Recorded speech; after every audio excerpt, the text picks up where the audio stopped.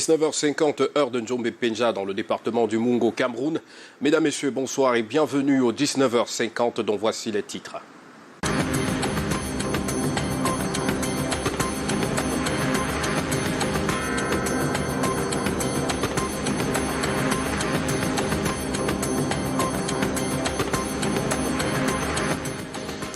Paul-Éric Kingé, le dernier voyage d'un leader invétéré. Le défunt maire de Njombe Penja a été inhumé ce mercredi.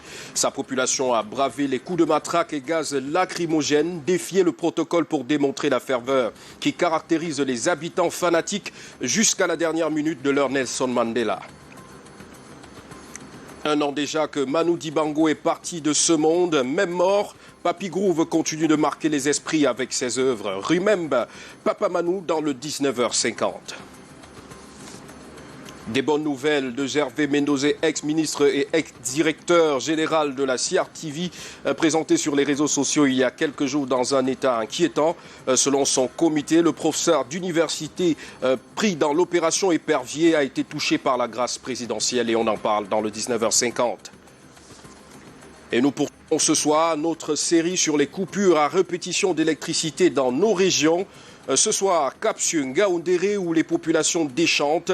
Et dans le nord Cameroun, un bébé décédé en pédiatrie après une coupure d'électricité.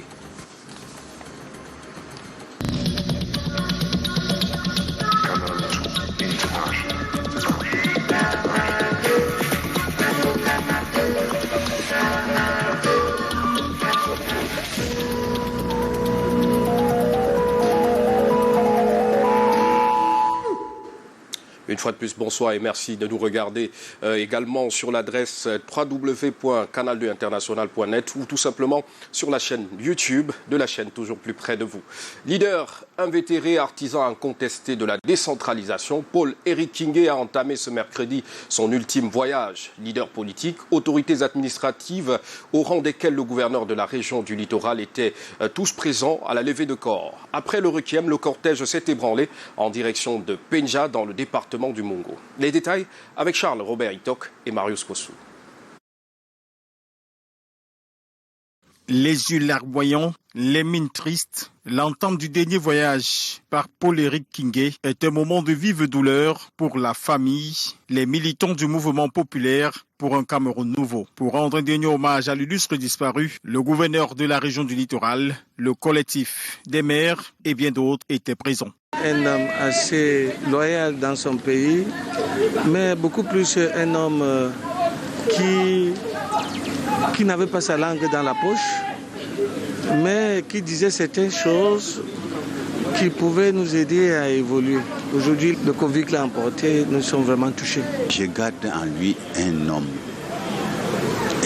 de grande valeur, un homme qui ne cache pas ses idées.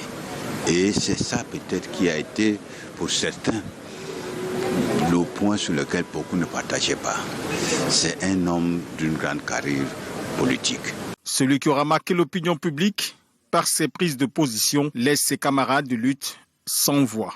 J'aimerais à ce jour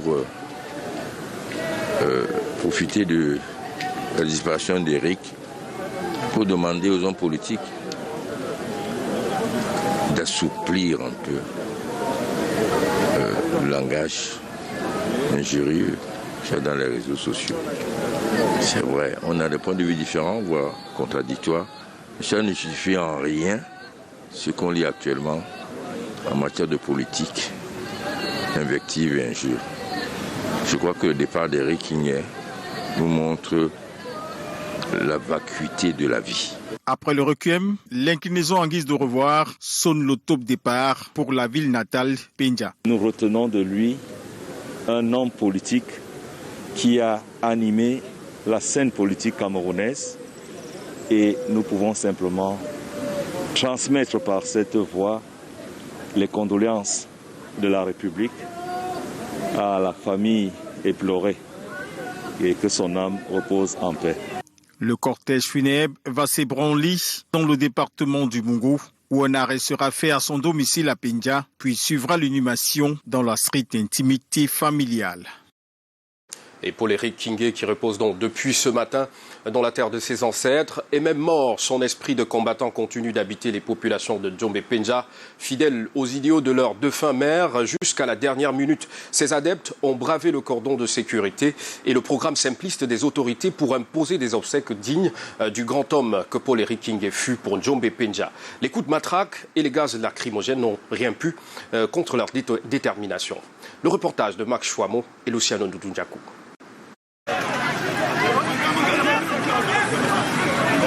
On se croirait aux obsèques d'une pop star.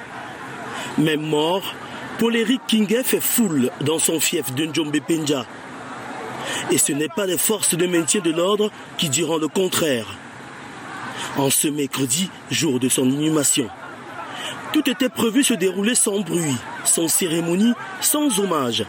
Mais c'était sans compter sur la détermination, l'abnégation du peuple du roi de Djombe-Penja. Voilà, vous venez avec les armes, comme nous n'avons rien, mais nous n'avons nos yeux pour pleurer. Nous avons nos yeux pour pleurer. Nous voulons voir notre corps, nous voulons voir notre mère. Nous voulons voir notre mère.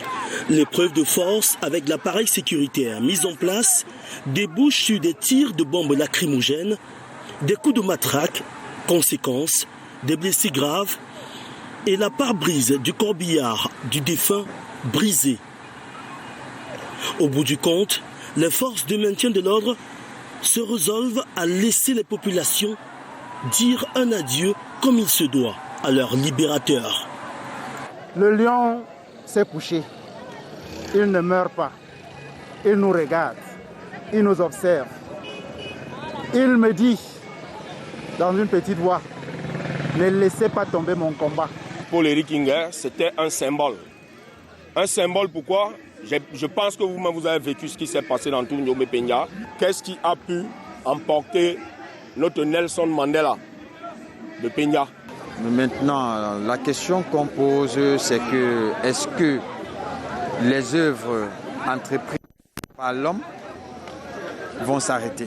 La procession imposée par la population comme possédée par une énergie venue du cercueil de Paul-Éric Kingé arrive jusqu'à son village natal à Mwachom, où Pek repose pour l'éternité. Le maire est mort, vive le maire. Et en nécrologie, l'Assemblée nationale du Cameroun, encore endeuillée, internée depuis plusieurs jours à l'hôpital général de Yaoundé. Prince Mikodi Ange Gilbert a succombé face à la maladie. Le député RDPC de la circonscription Bomba-Egoko dans la région de l'Est Cameroun était pourtant bien présent à l'ouverture de cette session de mars. Il était par ailleurs membre de la commission des affaires économiques, de la programmation et de l'aménagement du territoire. Né le 8 août 1989 à Mulundu, ce député était le plus jeune représentant de son parti à l'Assemblée nationale. Le plus jeune parlementaire, Prince Mikodi Ange Gilbert, est le 5e député de la 10e législature qui tire ainsi sa révérence. Et cela fait un an, jour pour jour, que l'icône mondiale du jazz Manu Dibango est décédé. Privé de l'amour, la simplicité et l'humilité du titre Somaloba continue de vivre dans le cœur des esprits, également des Camerounais, notamment des artistes qui ne tarissent pas d'éloges à l'endroit de Papy Groove. Le reportage d'Alain Ghislain Karga et Michel Foucault. Sur la toile, quelques mots et des images pour une pensée pour celui que l'artiste ténor appelle la légende et locaux, Papy Groove.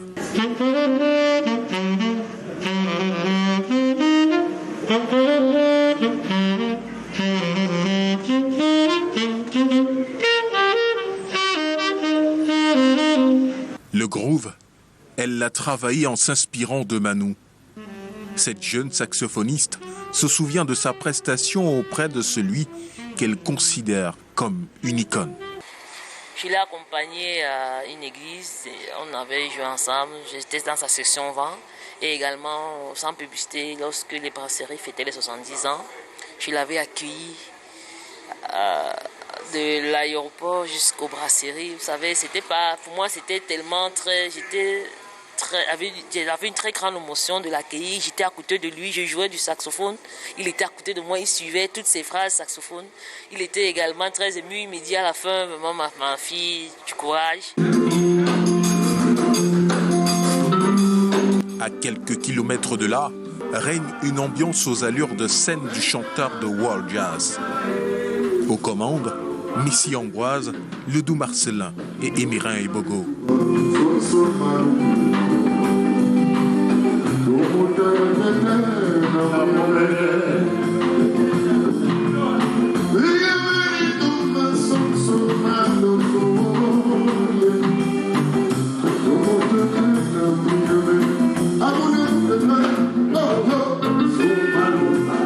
L'artiste ne meurt pas. Et surtout celui-là, qui a beaucoup fait pour nous, était notre toiture. Et nous avons appris de lui beaucoup d'humilité, beaucoup de modestie. Et aujourd'hui, ses œuvres qui ont propulsé la culture camerounaise, tant qu'au niveau national qu'international, demeurent éternelles. Pour lui rendre hommage, les artistes ont programmé des spectacles où le répertoire de Grand Manou sera revisité. Marco Mbella et Richard Bona préparent également un titre spécial. Un an après sa mort, je suis en train de refaire cette œuvre dans un studio, dans de meilleures conditions. Donc, vous verrez certainement cette parution dans les prochains jours. Et ce serait pour nous, Richard Bona et moi, une manière pour nous de rendre un vibrant hommage à Manu Dibango à travers cette œuvre. Un an après son départ, le précurseur de la world music continue de vivre à travers ses œuvres. Gobi façon bon odijo, faisant bangang, somaloba,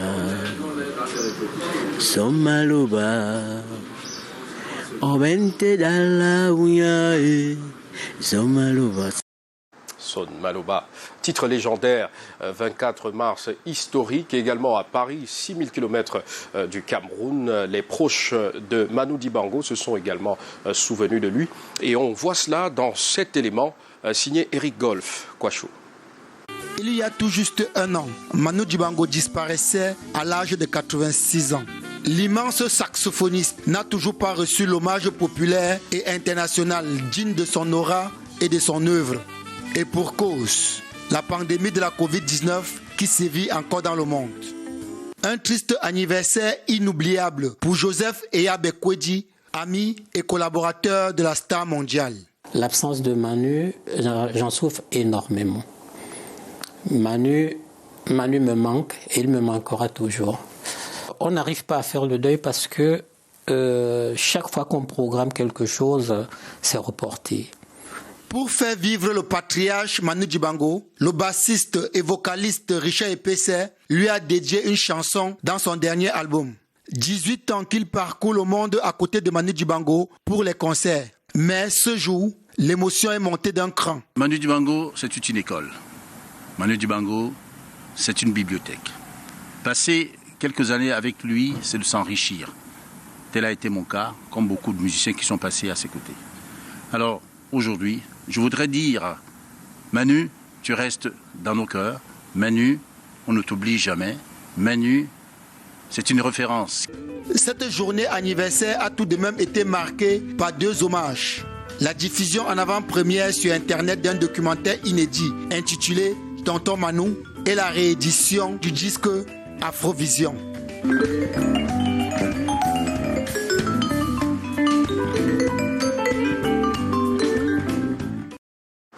Allons dans la région de l'Ouest Cameroun vivre les adieux à Wak Foguin, comédien dramaturge encore appelé Monsieur N'importe qui. De son vrai nom, Sylvestre Wak Foguin, T-Soup, notable à la cour royale Baham, qui a tiré sa révérence le 21 mars 2021 à l'hôpital protestant de Mbo Banjoun. Le reportage de Michel Solution-Foucault. Allez, lavez vos mains, mettez des masques et restez confinés. C'est sur haute instruction du chef de l'État. Cette voix authentique est engagée, c'est définitivement tu. Sylvestre Wak Foguin dit Monsieur N'importe qui ne nous fixera plus jamais de son regard. Pleurs et lamentations cèdent place au rire, dont le dramaturge qui quitte à jamais la scène avait habitué les fans. Décédé la nuit du dimanche 21 mars 2021 à l'hôpital protestant de Mbo Banjoun, Le fondateur de la compagnie Feram laisse derrière lui orphelins et plusieurs cadets. Festival d'Avignon en France, plusieurs participations à de grandes pièces telles chez Dadou Dieudonné Yarouna. Grand Waka, comme je l'appelais, c'était comme un bras droit. Chaque fois que j'ai travaillé, quand j'étais buté quelque part, je l'appelais à 2h du matin, je disais comment on dit telle chose à un moment là. Même sur des questions de la vie courante comme ça. C'était l'homme de toutes les solutions. C'est vraiment une déchirure pour moi, surtout dans un contexte pareil. Vous savez tout ce que le FICIP a traversé. Et enfin, j'avais trouvé la personne avec qui je devais installer le FICIP et que ce sont les autres générations qui en bénéficient. Le festival a lieu demain. J'ai voulu le reporter ou bien même l'annuler. On m'a dit, c'est pas pour rien qu'il est parti 2 jours avant. C'est l'occasion de lui rendre hommage. Né le 20 mai 1968 et décède à l'âge de 52 ans, c'est un coup dur pour sa famille biologique. Je ne dirais pas petit frère de Teso Boaka, je dirais son fils. Parce qu'après le départ du père en 2003, il a pris la relève. Et il a su à sa façon nous encadrer. Inhumé dans son village Djumbo par Baham, sa terre natale, le grand notable laisse derrière lui plusieurs projets en suspens. Poursuivons notre série sur les coupures d'électricité au Cameroun et un vent d'espoir a déferlé à Ngaoundéré lors de la mise en fonctionnement par Eneo de la nouvelle centrale thermique. 8 mégawatts injectés sur le réseau interconnecté Nord qui avait déjà 12 venant de la centrale de Djamboutou à Garoua. Un mois après le lancement, en février dernier, la population a très vite déchanté. Délestage et coupures intempestives perdurent au-delà des promesses des pouvoirs publics. Statu quo à Ngaoundéré, c'est un reportage signé Eric Nguélé. Interruption d'énergie électrique. À l'entame d'un audit parlementaire conduit par le 5e vice-président de l'Assemblée nationale. Abba Alim et toute sa délégation obligés de travailler à l'aide des lampes de téléphone. Lorsqu'on lui demandera au sortir des travaux son sentiment sur la question, l'honorable se retiendra de répondre. Loin de vouloir protéger sa casquette, la population, elle, est plus déserte. Par rapport à cette matinée seulement, nous sommes à la 3e coupure d'électricité. Et ça, c'est chaque jour. Le courant revient avec une très grande tension. Et ce qui met, n'est-ce pas, en difficulté nos machines qui sont à la maison. Voici ce qui a été vendu aux populations il y a un peu plus d'un mois par l'entreprise nationale en charge de l'électricité à l'occasion de la mise en fonctionnement de la nouvelle centrale thermique de Ngaoundéré. Cette centrale peut fonctionner seulement pour alimenter la Damawa. Alors que ce n'était pas le cas avant, que quand il y a un problème sur la ligne de transport, toute la Damawa est dans l'obscurité. Donc maintenant, si jamais il y a un problème de maintenance, programmé ou pas programmé sur la ligne de transport qui amène l'énergie dans la Damawa, nous avons 8 MW de disponibles ici. Il n'en est rien. Mieux, le courant est clignotant ici et là, inexistant parfois dans de nombreux quartiers tels que Baladi 1. Nous subissons toujours des coupures et celles-là même sont encore plus nocives parce qu'avant on avait un calendrier, on savait à quoi s'y attendre, c'était programmé. Mais là maintenant c'est à tout moment. Au moment où vous m'interviewez, nous venons de subir 4 coupures. Alors si vous voyez pour des gens qui ont du matériel électronique non protégé, c'est des dégâts énormes. Une situation qui a empiré, exacerbée par la saison des pluies. On nous dit à saison sèche que l'eau a tari. À saison pluvieuse, on nous raconte qu'il paraît que le sable est monté. Donc finalement, nous ne comprenons plus. Vous pouvez arriver chez moi pour voir mon congélateur. Tout est arrêté. Il y a eu des voisins qui ont enlevé la viande pour jeter à la poubelle. On fait comment avec ce genre de choses? On va se plaindre d'eau. Activité économique au ralenti, des entreprises plus fragiles en faillite, l'impact de l'absence de l'énergie électrique est important. Et c'est en cela que le projet hydroélectrique de Bini Awarak avait semé l'espoir à son annonce au sein de la population, sauf qu'il est comme mort-né, ou tout au moins renvoyé au calendrier grec. On reste dans le septentrion Cameroun et à Garoua, les consommateurs de l'énergie électrique ne savent plus à quel saint se vouer suite aux nombreuses coupures d'électricité dans la capitale du Nord. Et des coupures brusques à l'origine parfois des incendies et même des pertes en vies humaines. C'est le cas d'un bébé décédé à cause de la coupure d'électricité en salle de pédiatrie à l'hôpital régional de Garoua. Voyons cela avec Aïssa Toubouba et Baïha. Le Grand Nord dans le noir. Les discours pompeux des campagnes électorales n'ont pas stoppé les coupures d'électricité permanentes. Un mal-être profond pour les habitants ainsi que leurs biens. Vous voyez, il y a ce grand risque que ces poissons-là se gâtent. Et le programme qu'ils nous ont donné, ils nous ont dit qu'on devait couper la lumière de 19h à minuit. Et c'est maintenant que la lumière vient d'arriver. Et vraiment, ce n'est pas facile.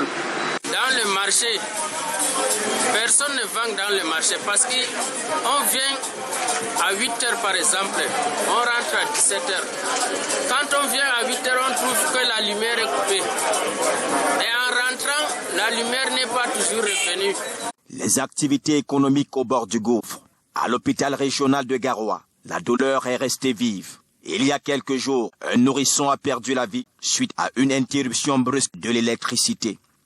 L'enfant qui est décédé le 18 mars 2021 est arrivé il y avait de cela 7 jours. Il était oxygénodépendant, c'est-à-dire il était sous oxygène. Et effectivement, quand on a coupé la lumière, cet enfant a commencé à décompenser. Ça, c'était au 7e jour de vie. Cet enfant a commencé à décompenser parce que là, il était oxygénodépendant et il avait besoin d'oxygène. Et vu que la coupure a mis long, il fallait ventiler l'enfant, ce que l'infirmier a fait. Mais ce n'était pas efficace parce qu'il faut aussi un service de réanimation pédiatrique. Sans groupe électrogène, la morgue du dit hôpital est sur oxygène. Faute d'énergie électrique, les corps subissent des manipulations peu orthodoxes. Surtout le coupure, on a souvent des problèmes sur les appareils, ça nous gâte même les appareils. Parfois quand la lumière rentre, dernièrement il y a de cela une semaine qu'on vient d'arranger l'appareil. Mais le problème de composition du corps, on n'a pas d'abord eu parce qu'on exige la famille dès l'entrée. On exige qu'ils nous donnent, qu'ils nous payent du formol, quoi. On traite d'abord bien le corps avant de le garder. Enéo brille par le silence ou pour des besoins de consolation. Un programme de coupure par semaine est diffusé par moment, hélas jamais respecté. Le Grand Nord broie du noir, le pays organisateur dans la tourmente. Et dès demain, nous allons poursuivre cette série sur les coupures intempestives au Cameroun, 4 d'autres localités. Des entreprises et autres établissements scellés dans le département du Vouri, c'est la moisson de la deuxième phase de recouvrement de la taxe domaniale lancée ce jour. Et le préfet du Vouri, Benjamin Boutou, a coordonné la pose des scellés. Pour information, plus de 2000 espaces seraient occupés illégalement dans le territoire de Yassa, dans l'arrondissement de Douala 3e. Samuel Baïha et Thierry Nana étaient sur le terrain et voici le reportage. À date, depuis le lancement de l'opération spéciale de redevance domaniale dans le Vouri, près de 2000 occupations illégales sur le domaine routier de l'État ont été enregistrées à Yassa. L'étape de la sensibilisation révolue, la répression s'organise. Je suis descendu aujourd'hui pour rencontrer ces contribuables-là. Et sur le terrain, j'ai même constaté qu'il y en a qui ont fait des années sans payer, obligés de sceller et leur demander de venir justement payer cette redevance-là. Benjamin Boutou, le préfet du Vouri, coordonne l'action de pose de scellés. Les entreprises réfractaires à la loi payent un lourd tribut.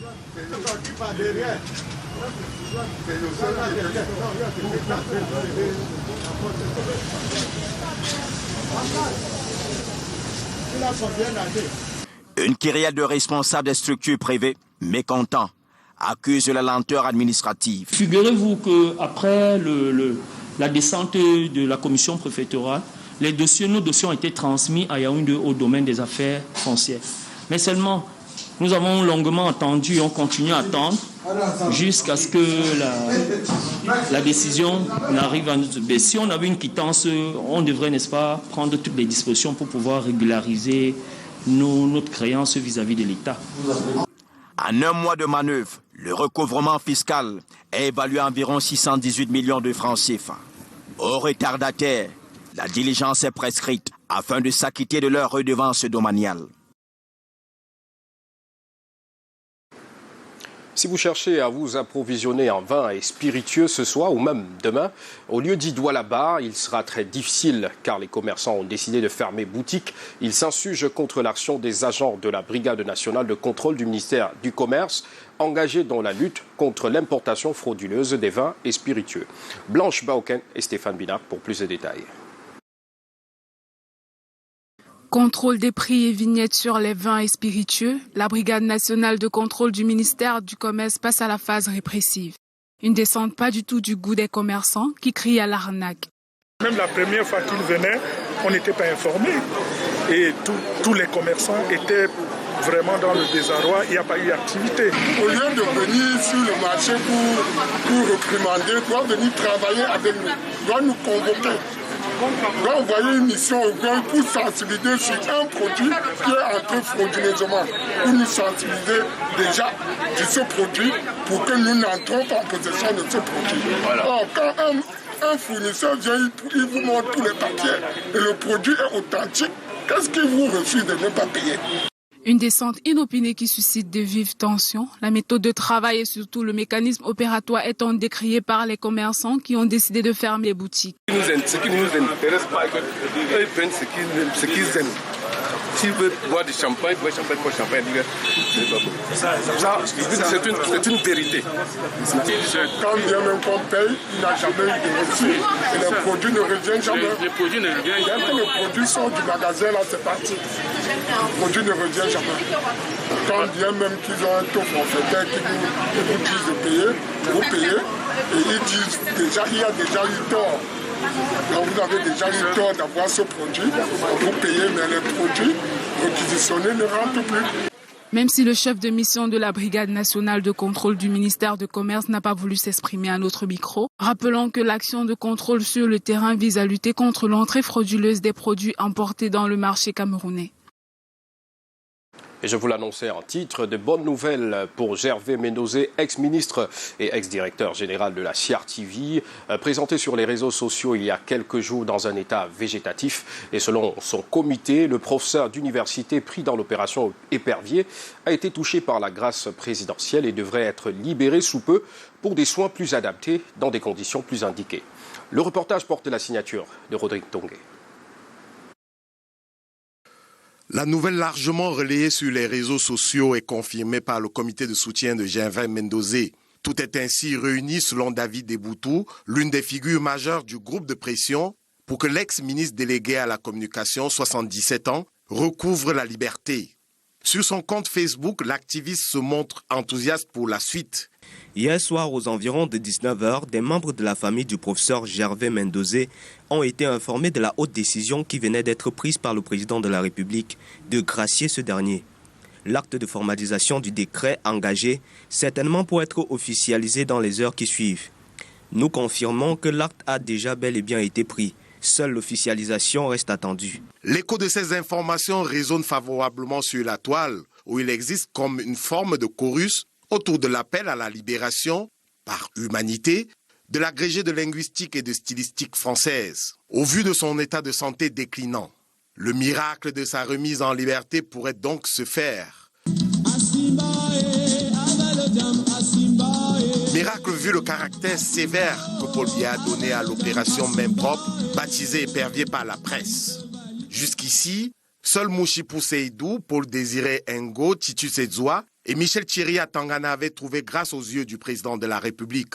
Un petit nombre, sur la centaine de pontes du régime, retenus dans les liens de la détention pour certains depuis 15 ans. Sur la forme juridique de cette clémence présidentielle, que l'entourage du chef du village Otoakam par Samelima s'est désormais acquise, il faut rechercher autour de la grâce présidentielle ou de la remise de peine.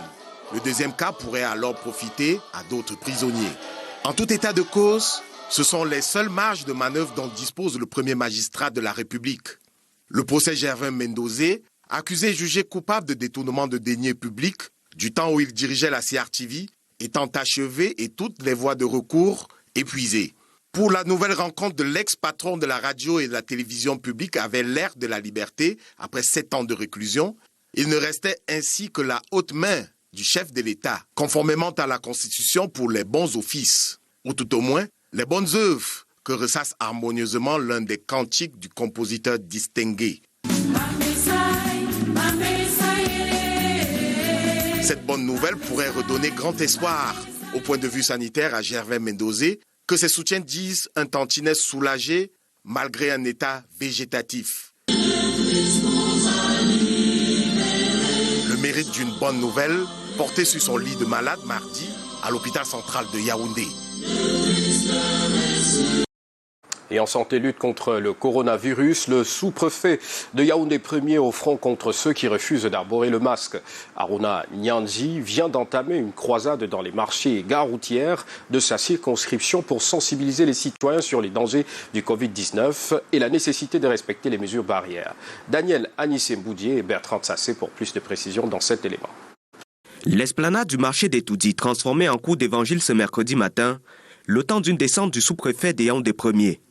L'autorité administrative est ici pour une campagne de proximité sur le port du masque. Ceux qui ne se plient pas à la règle sont expulsés du marché comme cette dame. Ah maman, où est le masque? S'il n'y a pas le masque, tu ressors d'abord. Là, un conducteur de moto-taxi stoppé net pour non-port du cache-nez. Quand tu auras acheté, arborer le masque, on va te remettre à moto. Les personnes n'ayant pas de masque sont taxées de s'en procurer un sur le champ. Dans les routières aussi, le chef de terre sensibilise les usagers sur le danger que présente la maladie Covid-19. Vous savez pourquoi vous devez porter le masque? C'est pour sauver vos vies. Parce que le Covid tue. Même les enfants attrapent Covid. Le Covid a changé. Vous pouvez être physiquement bien alors que vous avez déjà Covid. Et dès que vous arrivez à l'hôpital, quand vous avez mal, vous mourrez parce que vous avez perdu le temps. Est-ce que c'est compris? Que le Seigneur vous accompagne. Un très bon voyage. Merci.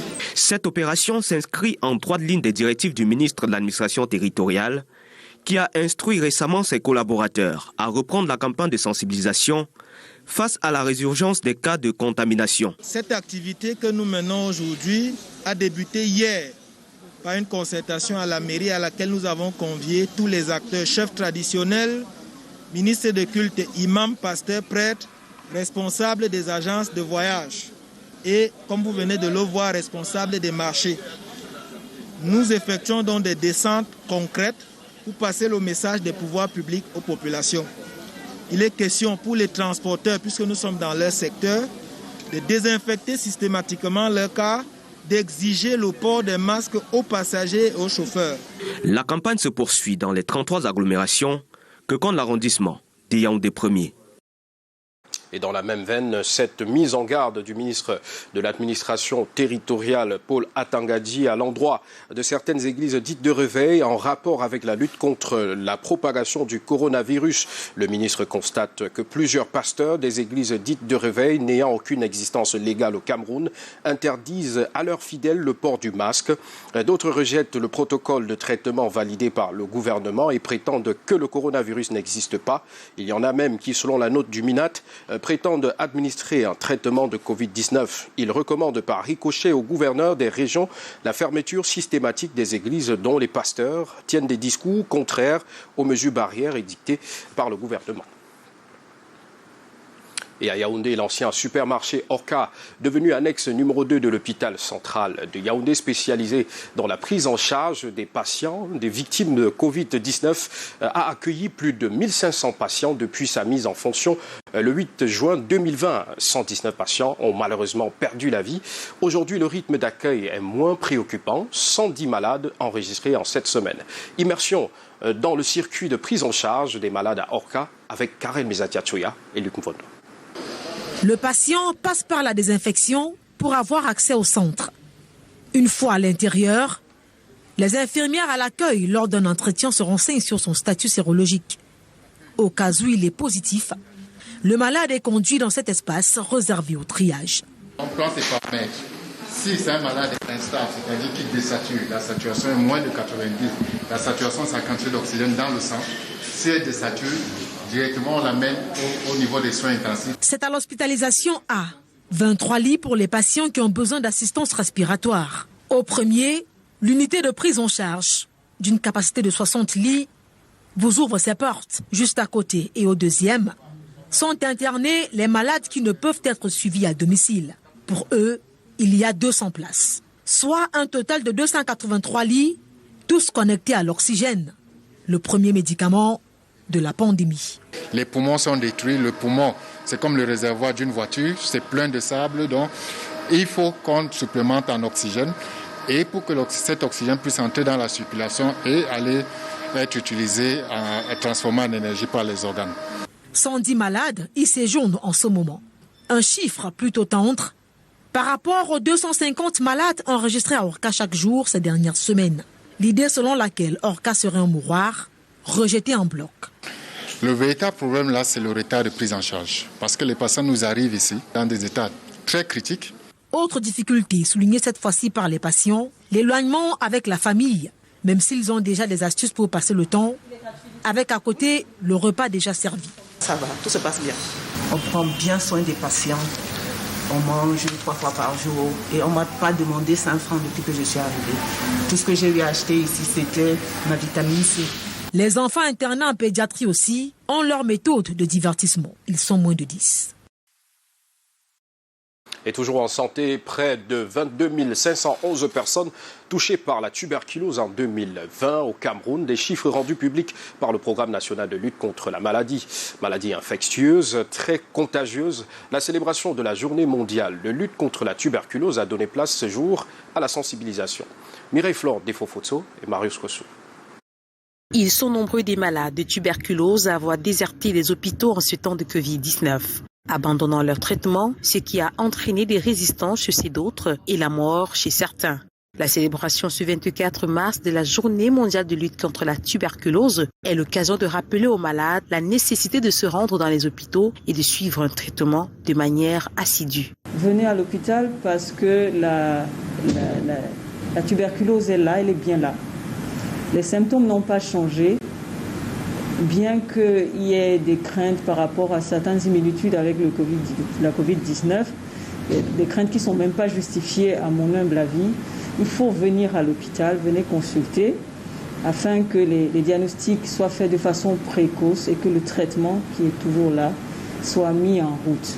Aujourd'hui, c'est près de 22 511 personnes vivant avec la tuberculose au Cameroun pour 1351 décédés au cours de l'année 2020. On pense également que la forte baisse de fréquentation des formations sanitaires en temps de Covid a joué un grand rôle dans ce rendu, dans ces données, bien qu'étant toutes des pathologies respiratoires, de les mettre sur un terrain de comparaison. Chacun a son pan de prise en charge et je pense que, à mon humble avis, la prise en charge continue telle qu'elle doit se faire. Maladie contagieuse dont les symptômes sont à peu près similaires à ceux de la Covid-19. Elle est de 3 types et se guérit à 98% à condition de bien suivre son traitement sans omission. Il a rappelé que les tests de dépistage sont gratuits, tout comme certains aspects de la prise en charge. C'est le mois de la célébration des droits de la femme et comme invitée du journal ce soir, Elisabeth Tchoungui, journaliste, écrivaine et directrice exécutive RSE de Orange, qui vient d'achever une mission de travail de 3 jours en terre camerounaise. Votre humble serviteur que je suis l'a rencontré cet après-midi et nous avons échangé sur les questions d'égalité, diversité au travail. Regardez.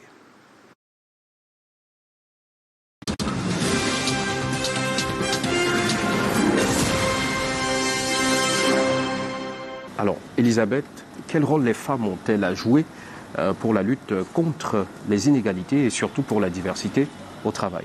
C'est un des sujets que je porte au sein du groupe Orange depuis ma prise de fonction en septembre dernier en tant que directrice exécutive RSE, diversité et solidarité. J'ai la conviction qui est partagée par le groupe que la diversité, et notamment l'égalité, la diversité des genres, l'égalité femmes-hommes, est une source de performance pour l'entreprise. Donc nous nous sommes fixés des objectifs très ambitieux pour parvenir à cette égalité. Effectivement, il faut l'égalité salariale, il faut pouvoir garantir aux femmes l'accès aux postes de responsabilité au même titre que les hommes, mais cela passe par un éventail de dispositions. Je citerai la première qui est vraiment la plus ambitieuse à ce jour. Nous avons signé en 2019 un accord global égalité femmes-hommes, accord monde qui concerne donc l'ensemble des pays où le groupe est présent. 27 pays. Donc cet accord nous permet d'encadrer nos dispositifs de lutte contre les discriminations sur le lieu de travail, les violences, le sexisme aussi qui existe en entreprise. Donc c'est le premier point.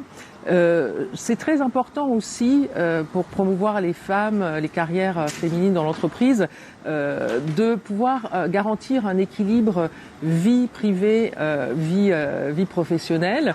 Votre rôle en tant que responsable de la diversité chez Orange offre-t-il de l'espoir pour la répartition équitable des tâches dans l'environnement du travail ? J'ai toujours, bien avant ma prise de fonction chez Orange, mené ce combat en faveur de l'égalité femmes-hommes. Depuis que j'ai pris mes fonctions, nous avons lancé avec les équipes de la diversité et en lien avec les ressources humaines, évidemment, un programme qui s'appelle Hello Women, car nous avons une pénurie de femmes, nous avons un enjeu sur la féminisation des métiers techniques chez nous. Nous avons dans le groupe c'est donc 143 000 salariés, nous avons 36% de femmes, mais 20% seulement dans les métiers techniques et du numérique. Or, on sait que ce sont les métiers de demain et il faut pouvoir les accompagner. Donc, j'ai lancé avec les équipes des diversités un programme qui s'appelle Hello Women et qui vise à sensibiliser, identifier les talents. Parlez-nous aussi des projets et des ambitions d'Orange sur la RSE et la philanthropie sur le continent et que peut-on faire pour espérer, ou du moins tirer parti de cet atout pour améliorer les conditions de vie des communautés. La RSE, donc responsabilité sociale d'entreprise, en quelques mots, c'est l'ensemble des politiques mises en œuvre par une entreprise afin d'avoir un impact positif sur la société. Chez Orange, nous avons 2 engagements majeurs. La lutte contre le réchauffement climatique, qui passe par un recours accru aux énergies renouvelables, par exemple, et deuxième pilier majeur, l'inclusion numérique. L'inclusion numérique commence par le taux de couverture. 85% de la population camerounaise est couverte par nos réseaux, mais cela ne suffit pas. Le numérique est un formidable levier de développement pour les jeunes notamment. Donc nous avons lancé toute une série de programmes visant à former les jeunes au digital dès le plus jeune âge à travers les écoles numériques que nous déployons sur tout le territoire camerounais, des écoles primaires que nous équipons de tablettes avec des contenus. Alors, vous êtes en fin d'une visite de 3 jours au Cameroun. Quels sont les éléments clés de cette visite-là et pouvez-vous aussi nous faire un petit bilan de cette mission de travail ? J'ai eu la chance d'être formidablement bien accueillie par les équipes d'Orange Cameroun, que je remercie et dont je salue la performance. Ce que je retiens, c'est l'importance du partenariat public-privé, car tous ces programmes que nous déployons, évidemment, nous le faisons avec les pouvoirs publics. Nos maisons digitales, par exemple, sont déployées avec le MIMPROF. Et je pense que c'est très important pour la réussite d'un projet, son ancrage durable. Et puis je retiendrai aussi la créativité de nos jeunes que j'ai pu rencontrer, notamment dans les Fab Labs solidaires. Merci d'avoir accepté de répondre à nos questions. Merci beaucoup.